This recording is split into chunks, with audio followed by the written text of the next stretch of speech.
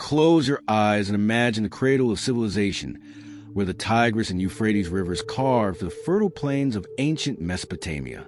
Picture the stars twinkling above like distant fires, and whispers of forgotten beings echoing through time.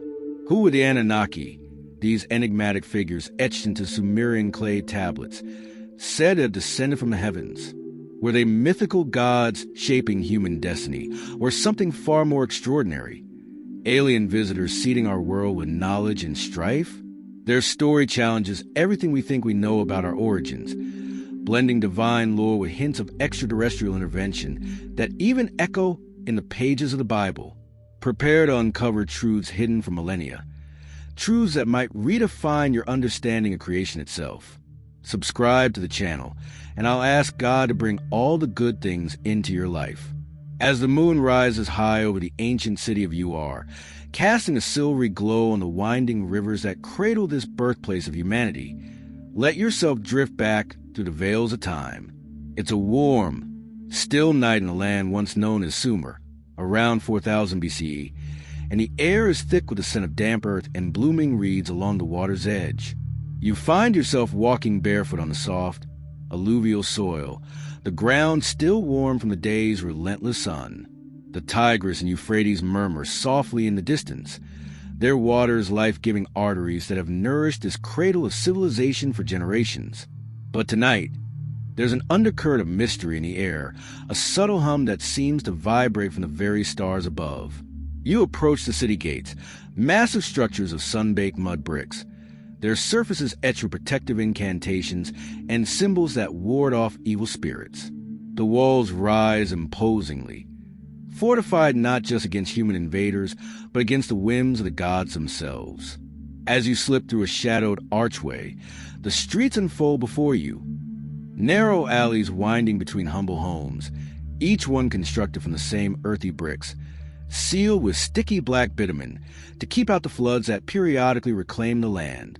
The bitumen's sharp, tarry smell mingles with the aroma of baking bread from nearby ovens and the faint, herbal smoke of incense burning in household shrines. Families huddle inside, their oil lamps flickering like tiny stars, casting dancing shadows on walls adorned with simple reed mats and clay figurines of fertility goddesses. But your journey draws you deeper, toward the heart of Ur, where the grand ziggurat looms like a stepped mountain piercing the night sky. This towering edifice, dedicated to the moon god Nana, is a marvel of human ingenuity. Or is it? Built layer upon layer, each terrace shrinking as it ascends, the ziggurat serves as a bridge between earth and heaven, a place where priests climb to commune with the divine. Its summit, crowned with a temple shrine, glimmers under the moonlight, perhaps coated in blue-glazed bricks that mimic the celestial vault. As you gaze upward, you can't help but wonder, was this structure merely a religious monument, or something more, a landing platform for beings from the stars, an antenna tuning into cosmic frequencies? The people of Sumer believe the Anunnaki walked among them, or at least influenced their world from afar. These shining ones, as their name Dinger implies in the ancient tongue, were not distant abstractions, but active participants in the drama of existence. To understand their arrival, we must venture into the Taba houses, those dimly lit repositories of knowledge where scribes laboriously impressed wedge-shaped cuneiform script onto soft clay. Imagine entering one such house now, the air cool and musty, shelves lined with thousands of tablets drying in the shadows. A scribe, his reed stylus in hand, recounts the myths passed down from elders, stories of how the Anunnaki first came to Earth.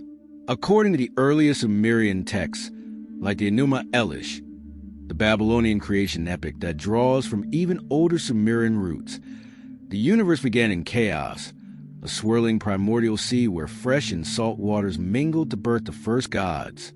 But the Anunnaki, a pantheon of deities led by the mighty Anu, the Sky Father, descended from the heavens to impose order.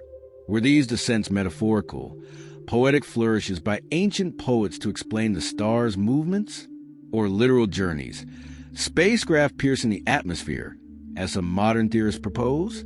The texts describe them arriving in fiery chariots or boats of heaven, Phrases that evoke biblical visions of Ezekiel's wheel were the chariots of fire that carried Elijah skyward. It's here that the mystery deepens. Could the Anunnaki be the Elohim of Genesis, the plural gods who said, "Let's make man in our image"? One artifact that fuels this debate is the famous cylinder seal VA-243, housed in a Berlin museum but originating from Sumerian soil. Roll across wet clay, and it reveals a scene, a central star surrounded by 11 orbiting bodies, remarkably similar to our solar system if you count the sun and its planets, including one extra, perhaps the hypothetical Planet X or Nibiru of later interpretations. Skeptics dismiss it as a random star pattern with surrounding dots symbolizing constellations, but proponents see a map gifted by extraterrestrial visitors, evidence that the Anunnaki knew astronomical truths millennia before telescopes. Why would primitive farmers depict such precision unless taught by beings from beyond? As you linger in the tablet house, the scribe's voice weaves the tale of the Anunnaki's council. Gathered in the heavenly abode of Dooku, they deliberate Earth's fate. Anu presides from his distant throne, while his sons Enlil and Enki take center stage on our world. Enlil lord the air and storms, command authority, his decisions shaping winds and fates. Enki, master waters and wisdom, innovates and schemes. Their arrival wasn't whimsical. It was purposeful. The myths speak of them mining the earth for resources, toiling in the depths of gold to repair their homeworld's atmosphere, a narrative popularized by Zecharia Sitchin, who translated Anunnaki as those who from heaven to earth came. But is this truth unearthed or fantasy imposed? Contrast the myth with the truth. Mainstream scholars view the Anunnaki as archetypal gods, personifications of natural forces in a polytheistic worldview that influenced later monotheistic traditions, including the Hebrew Bible. Yet, the gradual revelation suggests more. The Sumerians credited these beings with establishing kingship, agriculture, and civilization itself. In the city streets outside, you hear the distant chants of priests ascending the ziggurat, invoking the Anunnaki for bountiful harvests. The people live in awe and fear, offering sacrifices of grain and livestock at the temple altars, believing their gods demand obedience to maintain cosmic balance. But whispers among the scribes hint at a darker side. The Anunnaki's physical presence, their humanoid forms towering and radiant, perhaps genetically superior or technologically enhanced.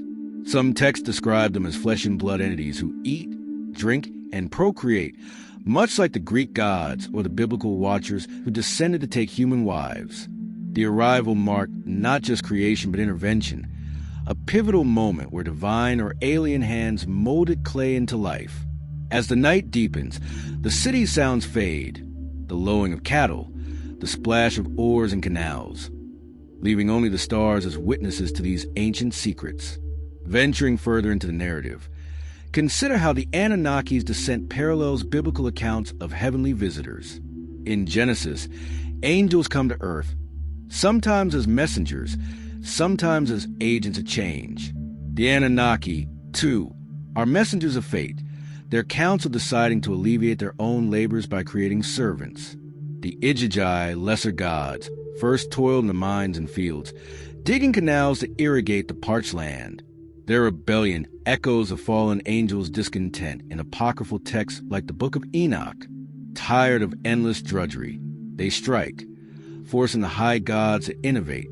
Enki, ever the clever one, proposes a solution. Mix the essence of a slain god with clay from the Abzu, the underground freshwater ocean he rules, and fashion workers in their image. This act of creation, detailed in the Atrahasis epic, mirrors God's forming of Adam from dust, breathing life into him. But was it divine breath or advanced genetics? The texts speak of blood and intelligence infused into clay, incubated in the wombs of birth goddesses. Humans emerge not as equals, but as slaves, designed to bear the gods' burdens. A chilling truth that questions our free will from the dawn of time. As you stand beneath the ziggurat, its shadow enveloping you, the wind carries echoes of these stories. The Anunnaki's arrival wasn't peaceful. It sowed seeds of rivalry and ambition. Enlil, jealous of Enki's ingenuity, often clashes with him. their feuds rippling through human affairs like storms over the plains. The people of Sumer, unaware of the full cosmic drama, build their lives around these gods, their calendars aligned to celestial events the Anunnaki supposedly taught them. The base, 60-number system, still used in our clocks and circles, originates here. Gifted knowledge or human invention? Astronomy charts the stars with precision, predicting eclipses that the Anunnaki might have used for navigation. Medicine, law, and literature flourish under their patronage, or so the myths claim. But truth contrasts with legend. Archaeologists uncover no direct evidence of alien tech, only human brilliance in a fertile land. Yet, the mystery persists. Why do similar tales appear worldwide? From Egyptian netters to Aztec feathered serpents? In this moonlit city, the arrival feels tangible. A procession of priests winds up the ziggurat's ramps, torches blazing, chanting hymns to summon the shining ones. You follow, step by step, the baked clay firm underfoot. At each level, offerings await. Fruits, beer, and incense, symbols of gratitude. Reaching the summit, the view stretches endless. The rivers like silver ribbons, fields patchwork under stars. Here, the Anunnaki were said to dwell, or at least alight. But were the ziggurats mere temples or multifunctional hubs? Some speculate alignments with Orion's belt, mirroring Egyptian pyramids, suggesting a global network of ancient observatories, or beacons for interstellar travelers. The VA-243 seal again comes to mind. That extraplanet, Nibiru, a wandering world on a 3,600-year orbit, home to the Anunnaki in Sitchin's view. Crashing into our system eons ago, it spurred life or catastrophe. Skeptics counter with linguistics. Anunnaki means princely offspring or of royal blood, earthly rulers deified over time. The narrative builds tension. If aliens, why leave traces amid alone? If gods, why so human-like in their pettiness? The Sumerians saw them as both immortal yet fallible, creators yet destroyers. Their council debates echo divine assemblies in psalms or Job, where God consults heavenly hosts. As dawn hints on the horizon, the city's roosters crow, pulling you from reverie. The Anunnaki's arrival set the stage for humanity's epic, a story of servitude, rebellion, and quest for freedom. Delving deeper, the texts reveal the Anunnaki's hierarchy. Anu at the apex, remote in the heavens, Enlil enforcing order on earth, Enki nurturing life below, Ninhursag, the mother goddess, aid in creation, her role akin to Eve's life-giving essence in Eden. The arrival brought technology, irrigation canals transforming desert into Eden-like gardens, echoing the biblical paradise fed by 4 rivers. But paradise came at a cost, human labor sustaining divine leisure. Imagine the first humans, Adapa or Adamu, awakening in this world, tasked with tilling fields and mining gold. Gold, abundant in Sumerian lore, wasn't just currency but divine necessity, perhaps for atmospheric shields or nanotechnology, as fringe theories suggest. Biblical parallels abound. Manna from heaven, golden calves, the Ark's gold overlay, all hints of advanced metallurgy taught by visitors. As the chapter unfolds, contrast persists. Myth portrays benevolent gods. Truth reveals exploiters. Yet, revelation comes gradually. The Anunnaki taught writing, the wheel, agriculture, civilizing forces. Without them, would humanity lag? Or did we evolve independently? Myths anthropomorphizing nature? In UR's markets, dawn breaks, vendors hawking wares under awnings. You overhear tales of flying boats, gods ascending in glory. The people live in harmony with these stories, their kings claiming descent from Anunnaki, legitimizing rule like biblical kings anointed by God. The Dinger sign, the star, marks divine names, suggesting celestial origins. Artifacts like the Standard of UR depict banquets with gods, blurring lines between mortal and immortal. Perhaps hybrids walked among them, Nephilim-like giants from Anunnaki human unions, as in Genesis 6. Tension mounts. The arrival promised prosperity, but foretold conflict. Enlil's stern rule clashes with Enki's mercy, mirroring Yahweh's justice and grace. The council's decisions ripple, leading to creation, flood, and renewal, cycles echoing biblical themes. As you depart the ziggurat, the sun rises, illuminating the land. The Anunnaki's legacy endures in clay and stone, inviting us to question. Gods or aliens? The truth, perhaps, lies in between, a divine mystery unfolding. As the first light of dawn creeps over the horizon, painting the Sumerian plains in hues of gold and amber, let us delve deeper into the celestial family that governs this ancient world. Imagine yourself ascending the invisible stairs of the cosmos, slipping into Grand Assembly Hall of the Gods, a vast chamber suspended between heaven and earth, where the air shimmers with ethereal light, and the walls echo with the rumble of thunder and the gentle lap of underground waters. Here, amid the swirling mist of creation, two brothers stand at the heart of divine drama. Enlil, the lord of storms and unyielding authority, and Enki, the master of wisdom and flowing waters. Their rivalry is no mere squabble. It's a cosmic feud that shapes the fates of gods and mortals alike, a tension woven into the very fabric of existence. But was this brotherly conflict a poetic metaphor for natural forces, or a literal power struggle among beings who walk the line between divinity and something far more tangible? Picture Enlil first, towering and stern, his presence like a gathering tempest. As the eldest son of Anu, the Sky Father, Enlil commands the winds, the rains, and the decrees that bind the universe. In Sumerian hymns, he's the enforcer, the one who separates heaven from earth in primordial chaos, establishing order with an iron will.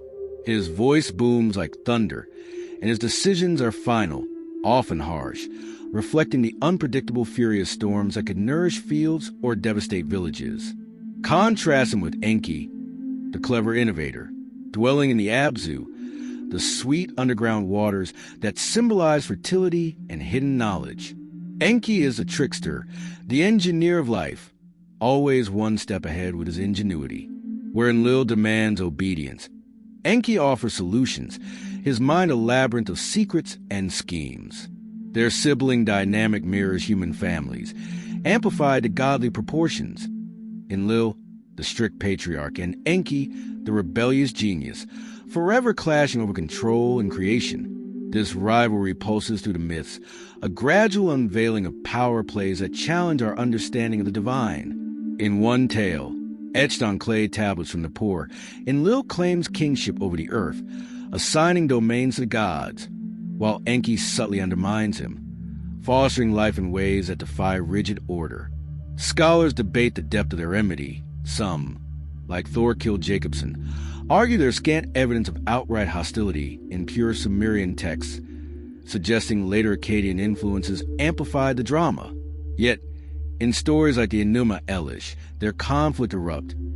Enlil's storms rage against Enki's floods, symbolizing the eternal dance of destruction and renewal.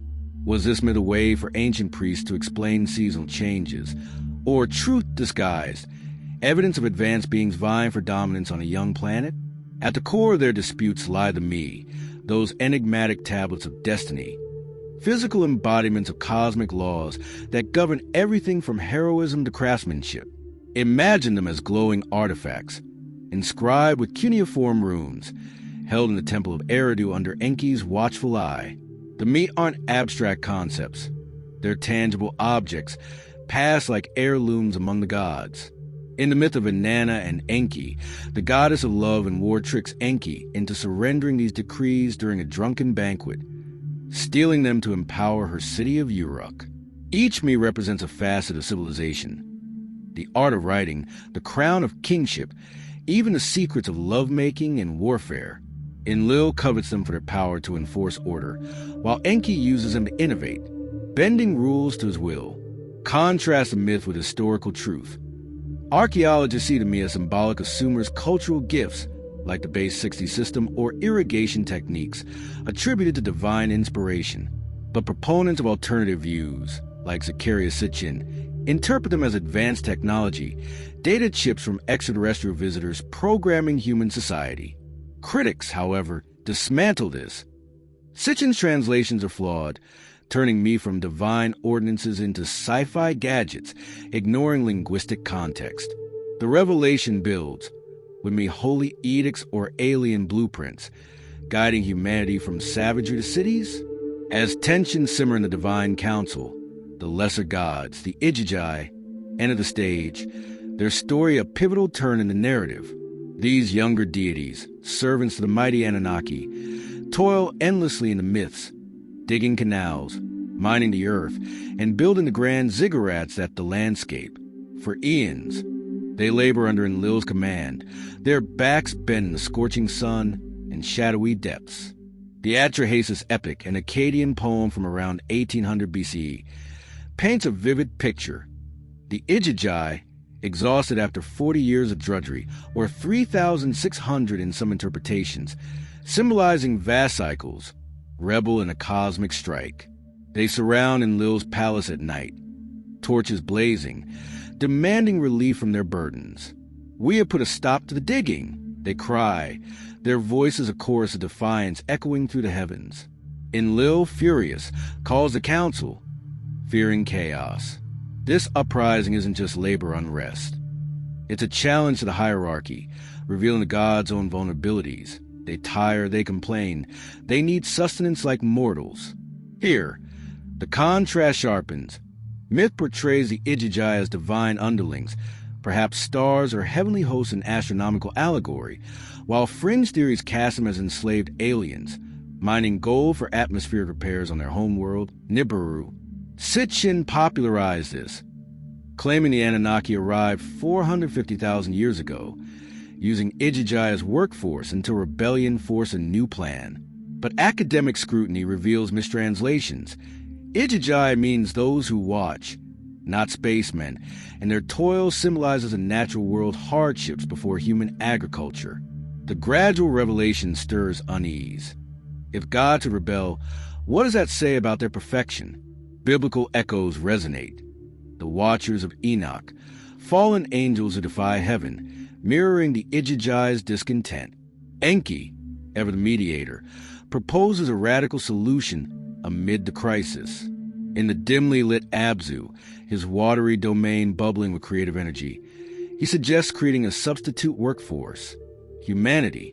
The council agrees, but the process is gruesome and profound. From the Atrahasis tablets, we learn the details.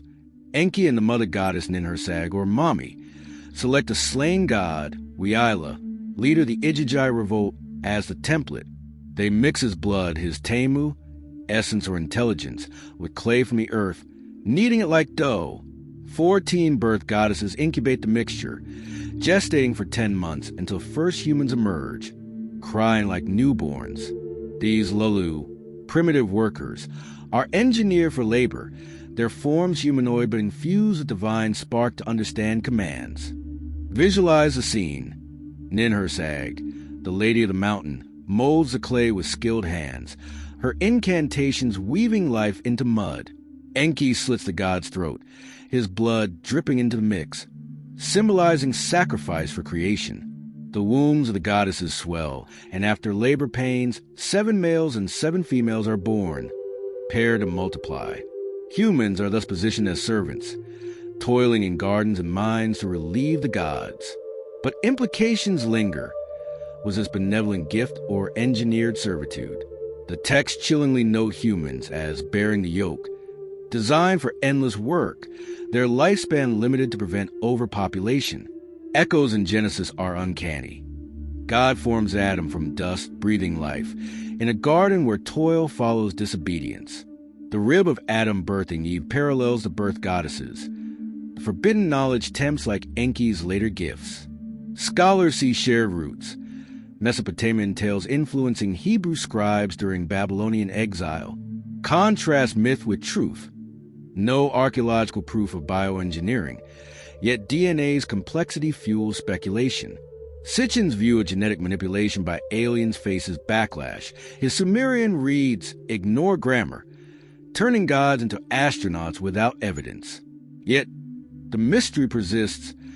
Why such parallels if not a distorted memory of ancient intervention? As humans spread across the plains, Tilling soil under the watchful eyes of Enlil and Enki, the brothers' rivalry evolves.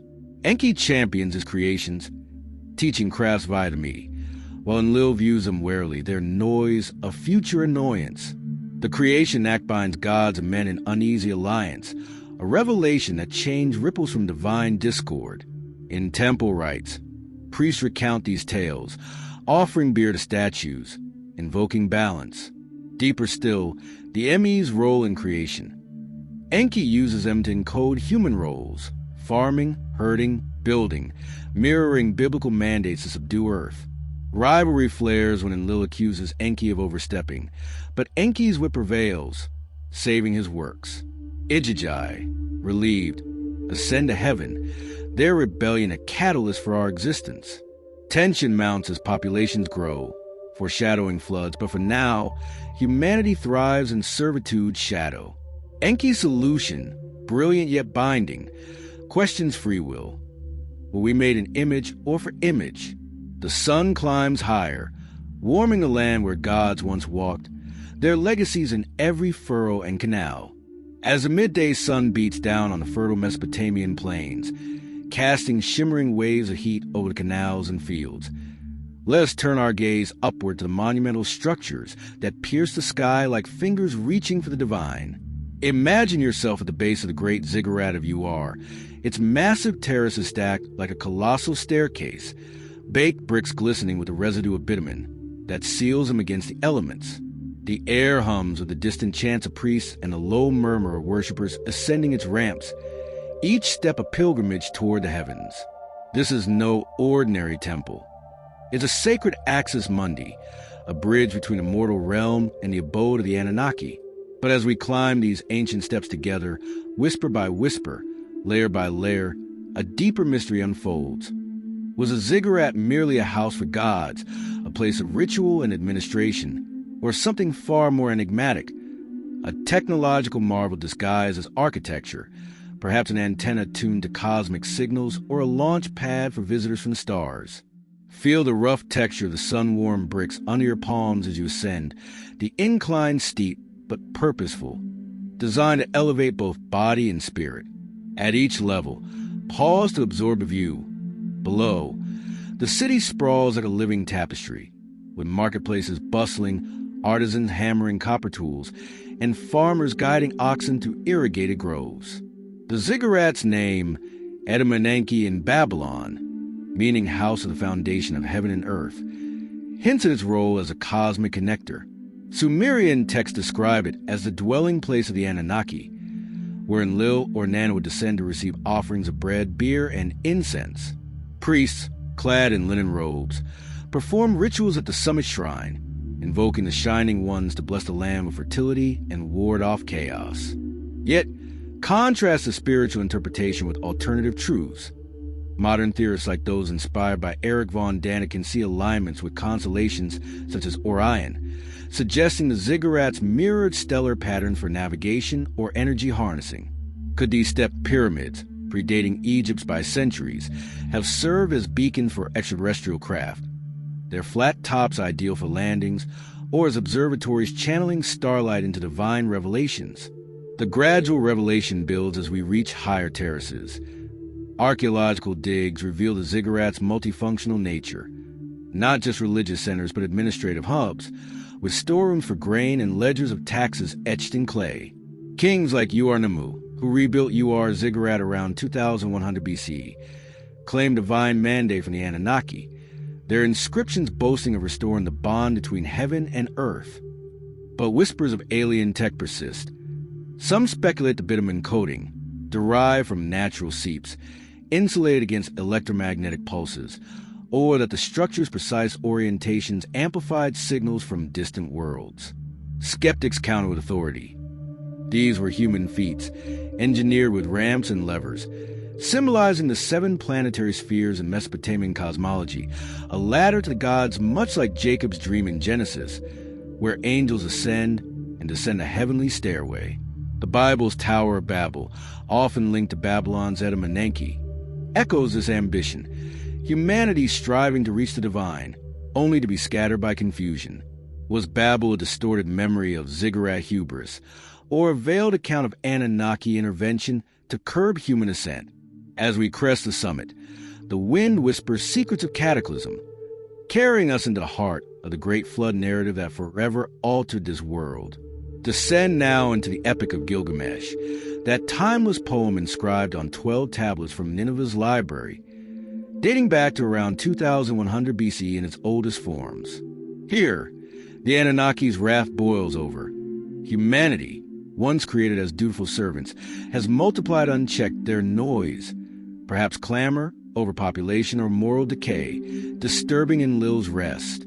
In council, the gods decree annihilation, a deluge to cleanse the earth. Enlil, the stern enforcer, champions a flood, his storms gathering like a divine judgment. But Enki, the compassionate innovator, defies the oath of secrecy, whispering warnings through a reed wall to his favorite mortal, Utnapishtim, the faraway survivor, a king of Shuruppak whose piety echoes Noah's righteousness. Visualize the scene. Utnapishtim, in his humble reed house by the river, hears Enki's voice murmuring like water through cracks. Tear down your house and build a boat, abandon possessions and save life. The instructions are precise. An ark of reeds, sealed with pitch, multi-decked with compartments for family, animals, and provisions. Dimensions vast. 120 cubits square, a cube of stability amid chaos. Roof like the Abzu's vault. Utnapishtim obeys in secret, amid neighbors' mockery. Loading beasts 2 by 2, cattle, birds, wild creatures drawn by divine call. As the boat seals, the heavens unleash. Black clouds roll in, at the storm god thunders, and the Anunnaki themselves carry torches to ignite the deluge. Waters burst from the deep, fountains of the great abyss, mingling with torrential rains for 7 days and nights. The flood swallows mountains, drowns cities, turns the world to a watery grave where corpses float like driftwood. This cataclysmic tale, unearthed in 1853 by Hormuz Rassam, parallels Noah's flood in Genesis with uncanny precision. A righteous man warned by God, an ark preserving life. Birds sent as scouts, a raven and doves, to test receding waters. In Gilgamesh, Utnapishtim releases a dove, swallow, and raven, the last not returning, signaling dry land. The boat grounds on Mount Nazur. Sacrifices offered, and the gods, hungry from the flood's deprivation, swarm like flies to the aroma. Enlil rages at the survival but relents, blessing Utnapishtim with immortality, a gift echoing Enoch's translation or Elijah's ascent. Biblical ties deepen. Both floods punish wickedness, reset humanity, and with a covenant, Noah's rainbow, Utnapishtim's oath against future deluges. Scholars debate origins. Did Mesopotamian myths inspire Genesis during the exile, or do they stem from shared historical floods, like the Black Sea deluge around 5,600 BC, or meltwater pulses from ice ages? Contrast myth with geological truth. Evidence of massive Mesopotamian floods layers sediment in UR's digs, but global? Fringe views posit comet impacts or crustal shifts, Anunnaki orchestrating via tech, perhaps weather control or orbital weapons. Sitchin claims Nibiru's passage triggered tidal waves, gold mining disrupted. Yet, academics assert symbolic floods, representing chaos's triumph over order, a motif in Atrahasis where noise means unrest, not literal sound. The revelation chills. If Anunnaki calls a flood, were they merciful saviors or capricious destroyers, mirroring Yahweh's regret in Genesis 6? As waters subside, revealing a scoured earth, the post-flood world blooms with preserved wisdom, a legacy of Sumerian ingenuity that questions human evolution. Imagine survivors rebuilding. Utnapishtim's descendants repopulate. Kings list shift from mythic long reigns, pre-flood rulers like Alulim governing 28,800 years, to mortal spans, symbolizing a fall from golden age. The Anunnaki chasing gift knowledge. Astronomy maps stars with precision, Enki teaching constellations like the zodiac's precursors. The base, 60 system divides time in circles, enabling calculations for eclipses and architecture, divinely inspired or human math-born necessity. Medicine flourishes. Tablets detail herbs, surgeries, incantations blending science and magic. Enki as healer akin to biblical wisdom figures. Law codes like Uarnamos predate Hammurabi, echoing Mosaic laws with justice and restitution. Debate rages. Was this evolved independently in Fertile Crescents or downloaded from Anunnaki? Enki, the hidden educator, slips secrets to sages like the Apkallu, fish-cloaked wise men emerging from the sea, teaching before vanishing. Parallels to biblical prophets or Greek Prometheus, firebringer. Fringe theories see Enki as alien tutor, limiting tech to prevent rivalry, as in Tower of Babel's halt. Archaeology affirms Sumerian brilliance. Cuneiform evolves from pictographs, libraries house epics, math solves quadratics. Yet, sudden urban leaps around 3,500 BCE fuel speculation. Anunnaki kickstart? Critics cite gradual development, no alien artifacts. The mystery endures. Post-flood, gods retreat, knowledge endures as human heritage. Enki's role shines. Savior of humanity, teacher of arts, his mercy contrasting Enlil's wrath. In temples, rebuilt grandeur, priests preserve lore, aligning ziggurats to solstices, perhaps cosmic calendars or signals homeward. As evening falls, shadows lengthen over the ziggurat, its silhouette a sentinel of secrets. The flood's lessons, hubris drowned, wisdom reborn. Echo eternally, bridging myth to faith. As twilight descends upon the Mesopotamian horizon, draping the ancient ruins in veils of indigo and shadow, let us venture into shadowy realms where myth blurs with monstrosity and divine figures mingle with the grotesque. Imagine yourself wandering the echoing halls of forgotten Assyrian palace, its walls adorned with colossal stone reliefs that seem to pulse with life under flickering torchlight. Here, amid the scent of age, dust, and lingering incense, hybrid beings stare back with unblinking eyes. Creatures born of imagination or experimentation, guardians of gates and secrets.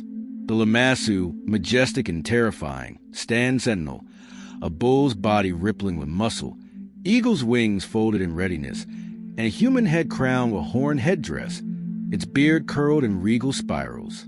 These mythical sentinels, carved into gateways of Nineveh and Khorsabad around 700 BCE, were believed to ward off evil, their 5 legs ensuring eternal vigilance from any angle. But pause and ponder. Were they mere symbolic protectors, allegories for royal power in a chaotic world, or remnants of bioengineered horrors, test subjects from Anunnaki labs blending species in pursuit of perfection? Delve deeper into the lore, where scorpion men prowl the underworld's fringes, their torsos human yet fused with arachnid tails poised to sting, as described in the Epic of Gilgamesh.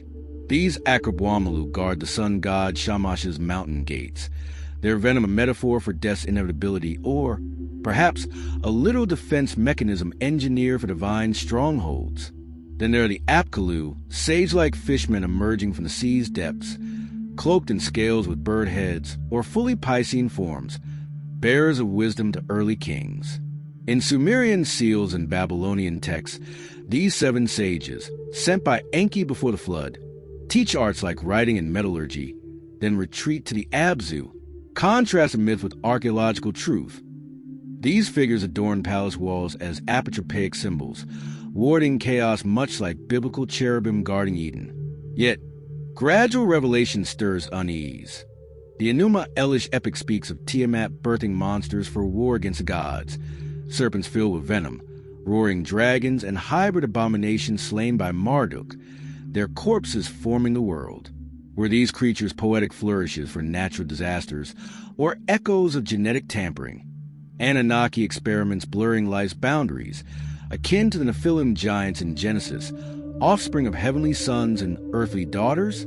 The tone of authority asserts. Mainstream scholars view them as mythological archetypes, composites reflecting Sumer's environment. Lions for strength, eagles for sky dominion, fish for watery wisdom. No fossils of such hybrids exist, only art and text suggesting cultural fears and aspirations. But alternative lenses, like those of ancient astronaut theorists, paint a chilling picture. Anunnaki as alien scientists, crossbreeding species for labor or warfare, their monsters, failed prototypes discarded into lore. Sitchin's interpretations, though critique for loose translations, propose Nibiru's labs producing these beings with handbags, ubiquitous in carvings, resembling modern purses, as portable devices or genetic toolkits. The mystery deepens. Why do these hybrids appear post-creation, post-flood, as if the Anunnaki refined their craft after humanity's inception? As night fully claims the sky, stars wheeling overhead like watchful eyes, the narrative shifts to the Anunnaki's enigmatic vanishing, a slow fade from tangible presence to ethereal symbols. In early Sumerian texts, around 3000 BCE, the gods are vivid, walking earth, feasting in temples, intervening in battles. In little storms during the poor, Enki schemes in Eridu, their councils deciding harvests and wars. Yet, by the Akkadian era, 2334 to 2154 BC, they recede. Sargon the Great claims their favor, but rarely their physical aid. In Babylonian and Assyrian periods, they become remote, prayers ascending ziggurats unanswered directly, morphing into astrological influences. The Persian conquest in 539 BCE further dilutes them, absorbed into Zoroastrian dualism or Greek equivalents. Anu as Uranus, Enki as Poseidon. Imagine the last sightings. Priests in dim temples, oracles silent, statues cold despite offerings. Myths hint at departure. Enki sails to Dilmun, a paradise like biblical Eden, while others ascend in fiery chariots, echoing Elijah's whirlwind. Mainstream explanations cite cultural evolution, monotheism's rise like Akhenaten's Aden cult in Egypt, sidelines polytheism, empires centralize power, gods becoming state symbols rather than active deities. The truth contrasts sharply, no cataclysmic exit, just gradual secularization as science, astronomy, medicine demystifies nature. Yet, fringe theories ignite imagination. The Anunnaki, resource exhausted from gold mining, return to Nibiru, leaving hybrids as watchers. Some speculate underground bases in Mount Hermon or Antarctic ice, remote monitoring via orbs or implants, explaining UFO lore. Others posit dimensional shifts, gods slipping into parallel realms, their vanishing a strategic retreat to avoid human rebellion. Much like the biblical gods' withdrawal after Babel, the revelation builds tension. If they left, why linger in memory? Texts like the Sumerian king list show post-flood kings with shortened reigns, implying divine bloodlines diluting, hybrids ruling, then mortals. Biblical parallels abound. The Elohim of Psalms, heavenly council fading into singular Yahweh. As shadows lengthen in the palace, scorpion men reliefs seem to stir, whispering of gods who outgrew their creation. Now, broaden the horizon beyond Mesopotamia, where echoes of the Anunnaki reverberate across continents, suggesting a global tapestry of ancient encounters. Journey westward to the Nile's banks, where Egyptian gods mirror Sumerian archetypes with uncanny precision. Thoth, Ibis-headed scribe of wisdom, parallels Enki, master of knowledge, inventor of writing, healer, and magician, his hermetic texts guarding secrets like the Me. Both rule waters, Thoth the moon's tides, Enki the Abzu, and aid creation. Thoth weighs hearts in the afterlife. Enki infuses life in the clay.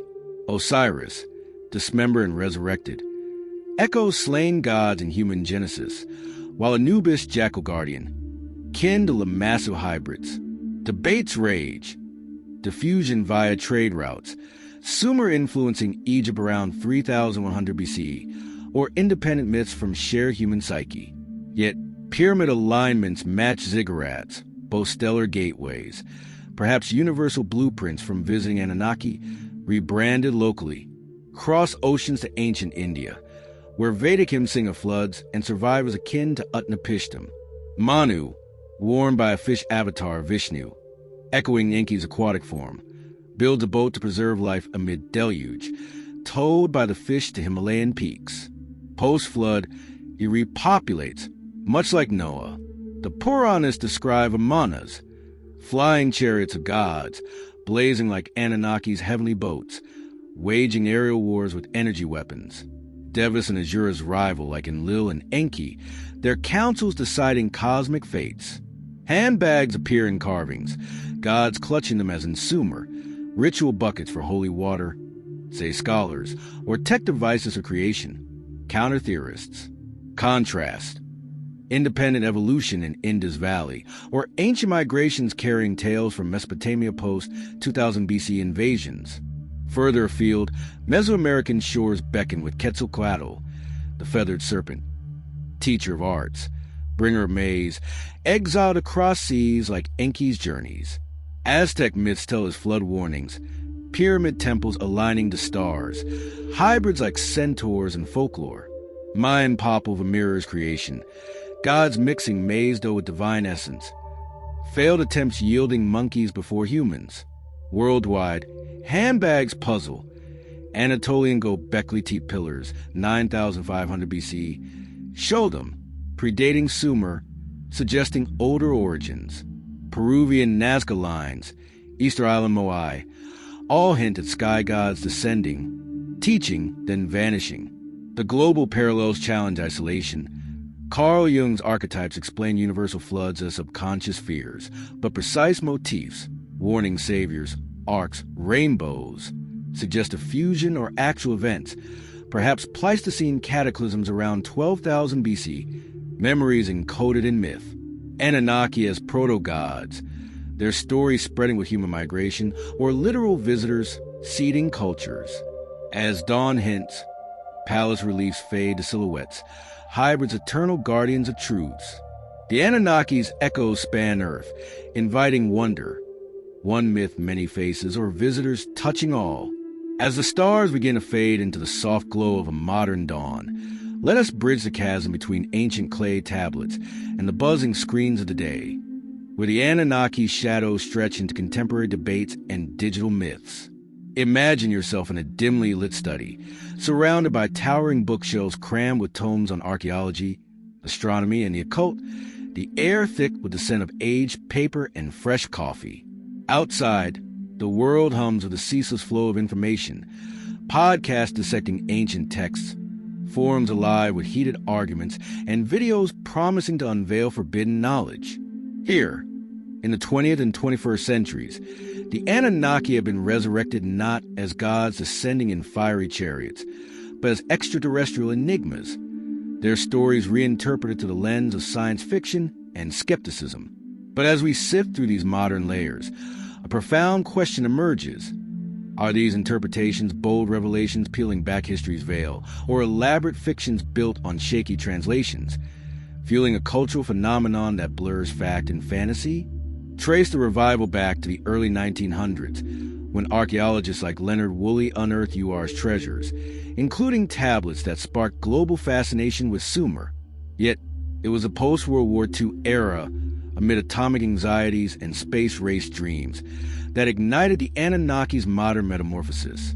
Enter Erich von Däniken, the Swiss hotelier turned author, whose 1968 bestseller Chariots of Gods posed a revolutionary query.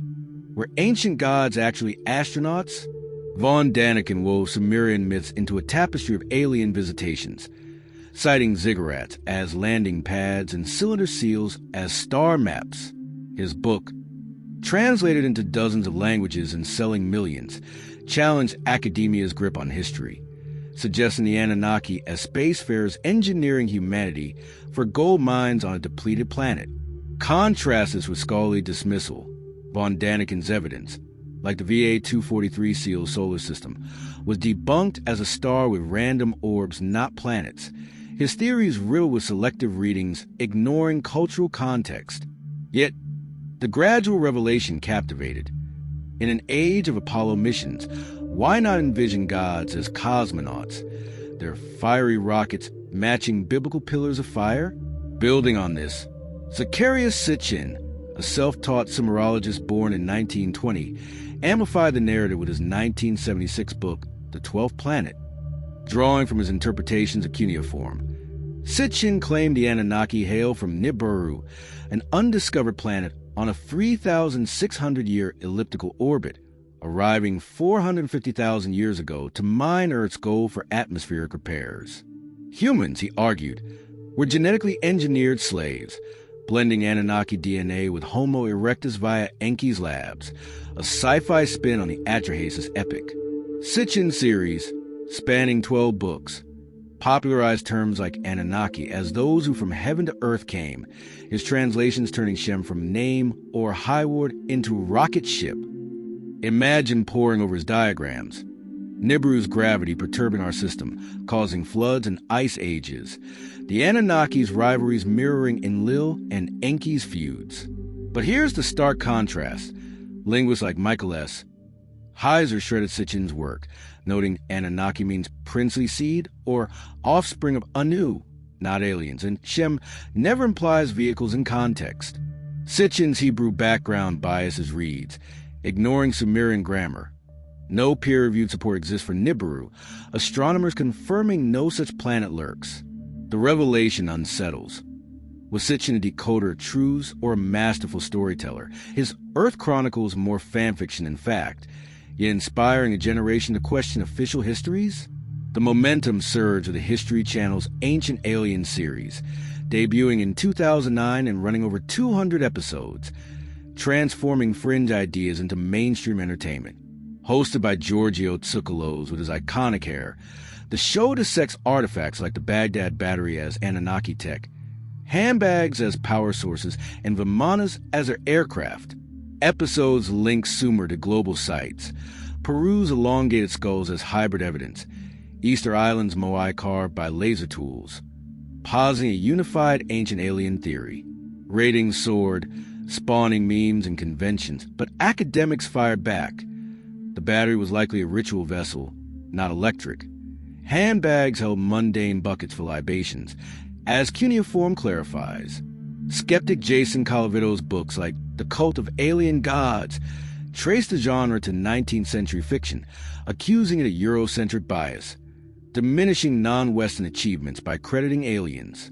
Yet, the cultural legacy thrives. Ancient aliens democratize inquiry, encouraging laypeople to explore history, even if through sensationalism. Skepticism mounts in academic halls, where philologists and historians wield Occam's razor against extraterrestrial claims.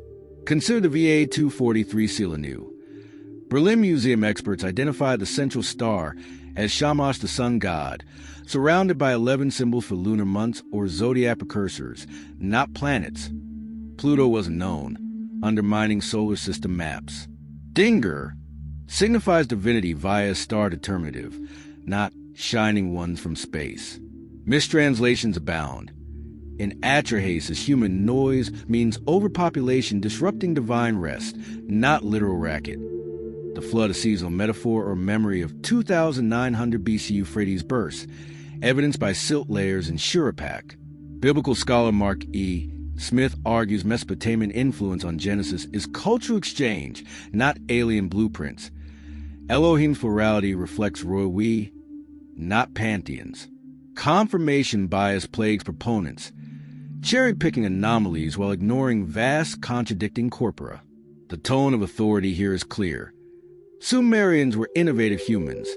Their base, 60 math from finger counting, astronomy from naked eye observations aiding agriculture. No artifacts scream alien. No non-terrestrial metals. No DNA anomalies in graves. Yet, the debate's fervor reveals deeper truths. In an era of disinformation, Anunnaki theories fill voids left by eroding trust in institutions.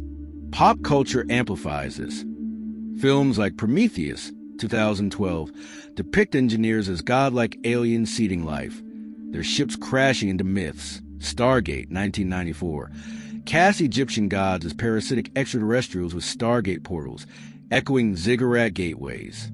TV series like Battlestar Galactica reimagine humans as creations fleeing divine wars, while The X-Files weaves Anunnaki into conspiracy arcs.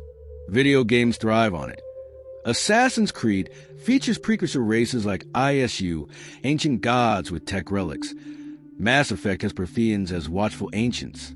Online, Reddit's or slash Ancient Aliens buzzes with 200,000 members debating Nibiru doomsdays.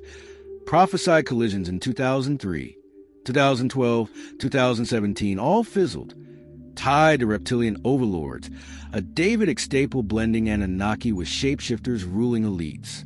This open source myth evolves on YouTube channels like Gaia or Bright Insight, amassing millions of views with evidence videos, fostering communities where belief trumps evidence.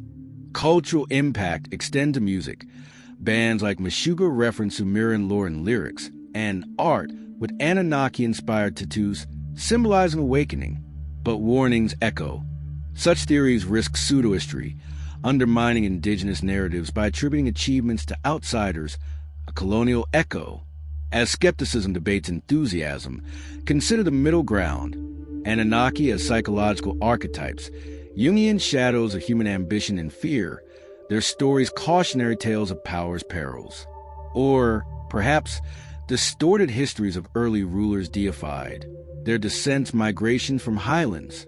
In this study, as morning light filters through windows, the Anunnaki's enigma rests, not solved, but enriched by modern lenses.